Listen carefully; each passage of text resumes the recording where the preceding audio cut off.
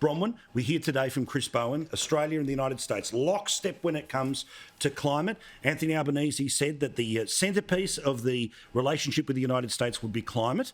The only problem is that Joe Biden hasn't passed a single piece of legislation about a climate target because his own Democrats won't vote for it, and that'll change in November.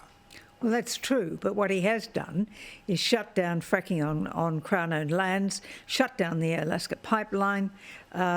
He has made it the reverse of what Trump did, to make it self-sufficient in energy, and turned it into, again, and it was a net export of energy, to again competing on the market against us for energy it imports.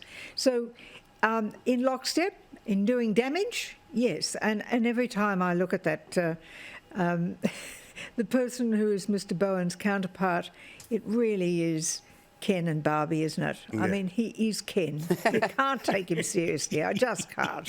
Now, of course, Gleeson, you simultaneously have a scenario where Brisbane is getting greener, southeast Queensland is getting leftier, apparently voiced off the votes, but the people of southeast Queensland are they've got a great BS detector, and it's been going like this for a long time, and it almost broke last night when they're told to turn off the kettle.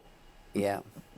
Yeah, turn off the kettle. Can I just say, if we're going to embark upon this road of power rationing, can we make sure that the seats of Ryan, which went to the Greens, the seats of Griffith, which went to the Greens, the seats of Brisbane, which went to the Greens, are the first electorates to embrace this new era in Queensland? I cannot believe in the 21st century, here in Australia, one of the great coal producers of the world, one of the great gas industries of the world, you know, we export them to the rest of the world so they can fire up their power stations and make sure the lights stay on, that we're having this debate. This is 1970s South Africa. I mean, for goodness sake, we live in one of the most progressive and beautiful countries in the world, and we're having a debate now about whether or not we should put the kettle on.